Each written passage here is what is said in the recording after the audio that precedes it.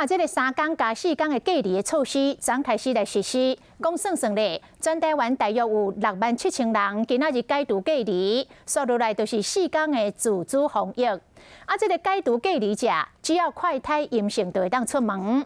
但是台北市有里长来反映，讲是甲因母甲一粒头两粒大。第一，这个快筛试剂根本就无够。 第二，要去当地关怀中心帮忙领这个快筛试剂，嘛因为欠资料无法度领。第三，居家隔离的里民唔知影几点会当来解除隔离，拢来甲伊问是我要甲因落实。里长讲，因真正是有够无用，拢安尼哭哭撞。 居家隔离3+4推动的头一天，里长亲身来人道发快筛试剂，互当地咧隔离的里民。 实习生，保镖啊，这个快筛剂，我挂门口，好，你要自己拿，好不好？然后注意身体健康。5份快筛试剂拢是家己啉钱买，因为3+4正式昨宣布，隔两天就正式推动。不过居家隔离民众第4天要出门之前，爱先做快筛，快筛试剂也未复发，互第一线的里民袂用甲变过。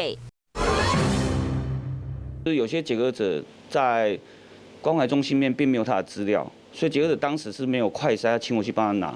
那解隔者没有资料是不能领的。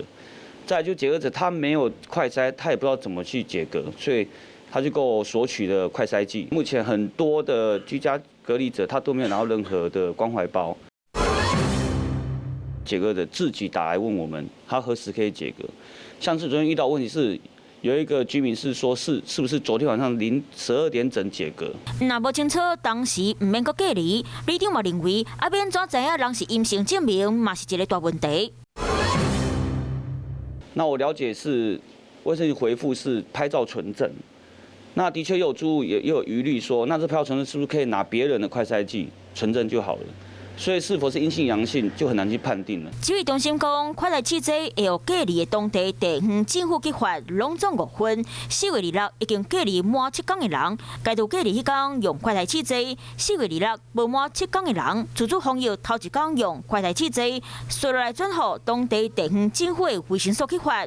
伊接触时间，若是伫咧4月17到4月23，全台湾有67000人，27号地当解除隔离，不过因为3+4推动。 爱快筛的人变多，发的速度赶袂赴隔离，某地方拢头壳摸咧烧。